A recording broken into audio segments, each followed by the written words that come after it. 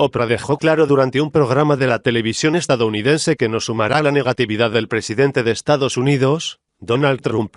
Durante una aparición en Ellen Thursday, la actriz y personalidad de la televisión respondió al tuit de Trump sobre su participación en el panel de discusión de 60 minutos, emitido el domingo.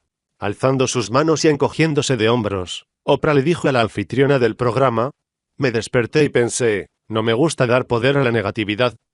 Trump afirmó en su tuit que Winfrey se veía sumamente insegura, que las preguntas que le hicieron eran parciales y que los hechos que ella expuso eran incorrectos. Agregó que esperaba competir contra ella en el 2020 para vencerla.